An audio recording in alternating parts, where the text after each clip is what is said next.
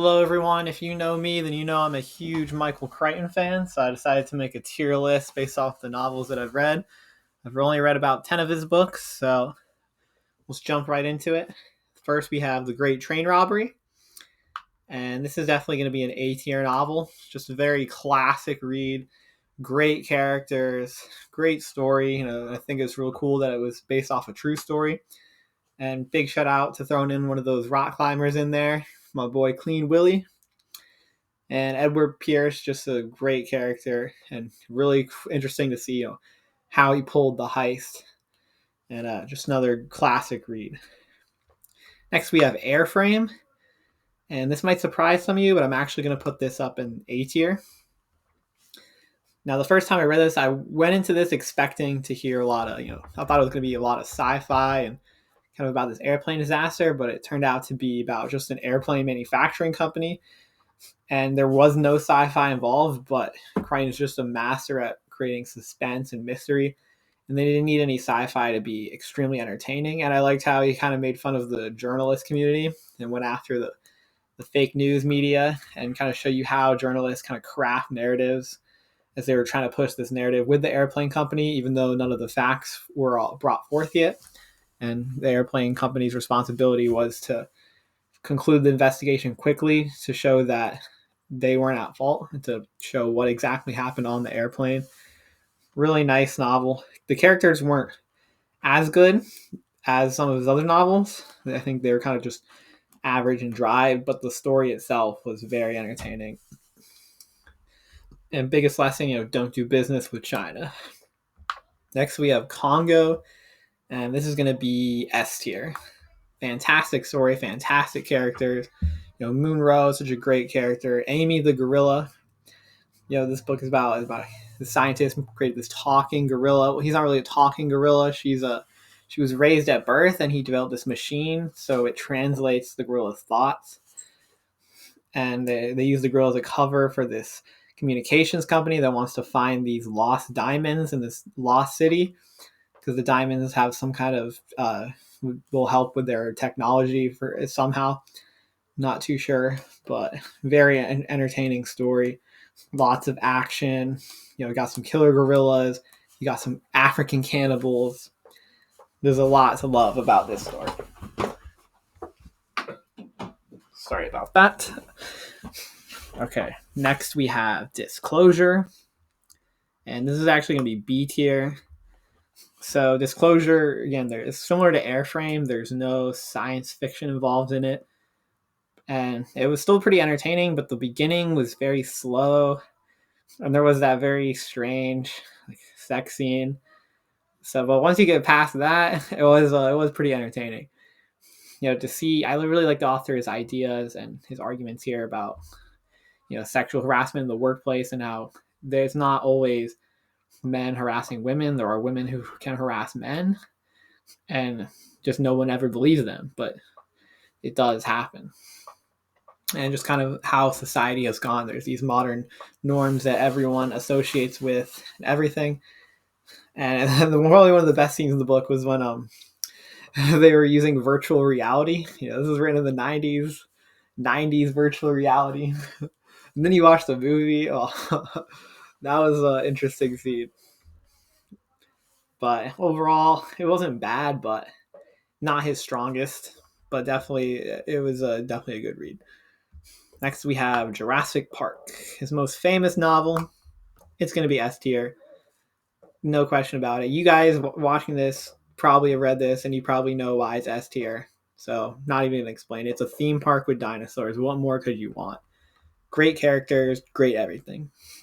Next, we have Prey. Prey is going to be B tier. Now, the best part of this book actually wasn't the science fiction. It wasn't the nanobots going around killing people. The best part was just the main character trying to figure out if his wife was cheating on him or not. That was probably the best part. The main character is a stay-at-home dad.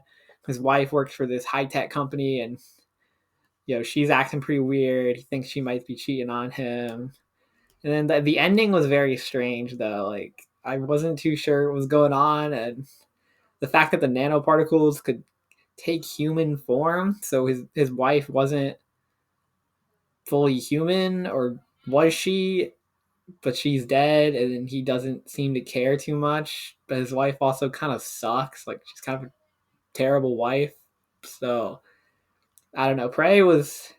I don't even remember too much what happened because it wasn't like super great. It was just okay. It was just a very average. It wasn't terrible. It wasn't great. Just very average. Next, we have Rising Sun, and this is actually going to be C tier. This is my least favorite novel I've read so far from him, and I don't think he writes crime novels very well. Maybe it's because I read some Michael Connelly, who writes very good crime novels, and I come to this. A lot of it had to do with Japanese culture and the tensions between Japan and America. And the whole book was just him talking about how we need to stop selling our industries to other countries, especially Japan, how Japan kind of is taking over other countries, and especially the United States. And some of the character, I didn't like some of the characters. Casting Connor was a good character. I didn't like Smith. I didn't like one of the Japanese characters. I did like how everyone was committing suicide, though. That was definitely pretty good. But overall, the story wasn't that good, and everything was so predictable. They were like saying, capturing on footage, oh, Sakamura was the killer, and I was like, we're not even halfway through this book. There's no way he's the killer. They obviously tampered with the tapes, and then that's what happened. They obviously tampered with the tapes, and then they showed who the killer was, and then she's like, oh, not really surprised. And then there was another plot twist. That one was okay. The ending was pretty good though. The ending was pretty solid, but I wasn't too sure like the whole interrogation process. I wasn't sure why he had to undergo that, and maybe it was just kind of an interesting way to format the story, but I don't know. Overall, it wasn't that good. I don't recommend this one.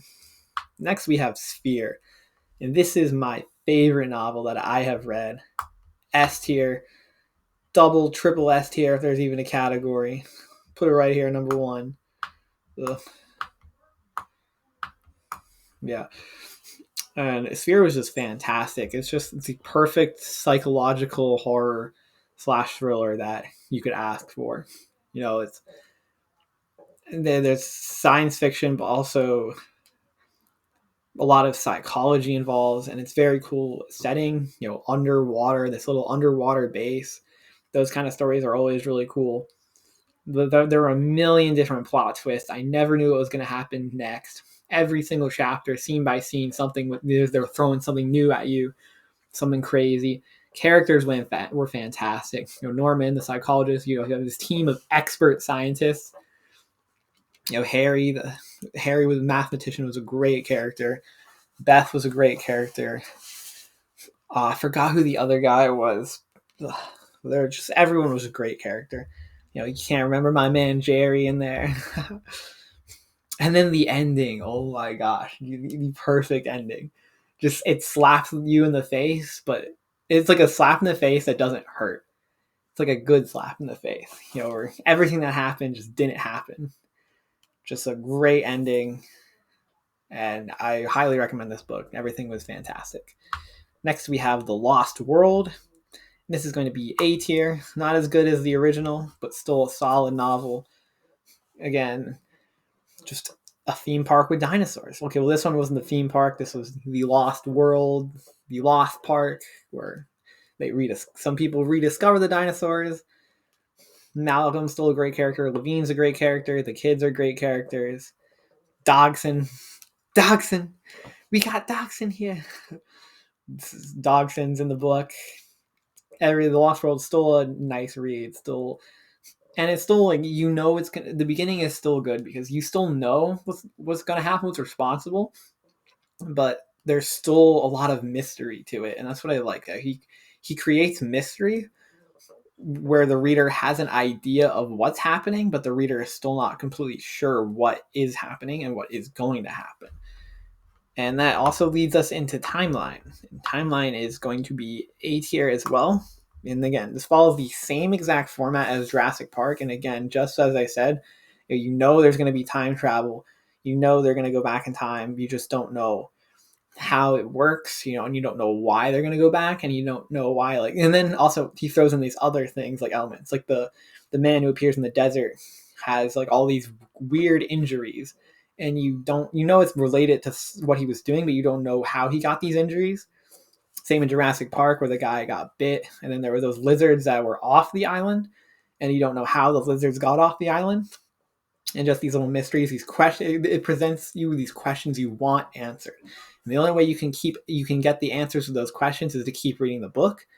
And then what Crichton does, like I can through most of his novels, he gives you a question, he doesn't give you the answer, and then he gives you more questions, and then he gives you the answer to a couple of those questions, and then later it turns out the answers to those questions that you had earlier don't even matter because now there's more questions that completely negate what everything you already know.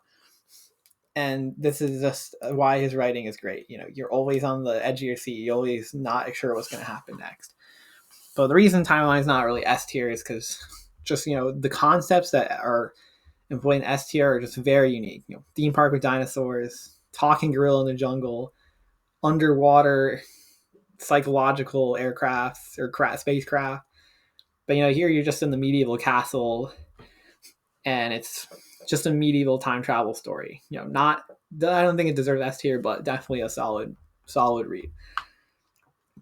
And yep, that's my list. Nothing's in the trash bin for today, but if you want something, you hear a little more savage comments, check out my next video, which will be on Crichton's movies. So hope you enjoyed this, and thank you.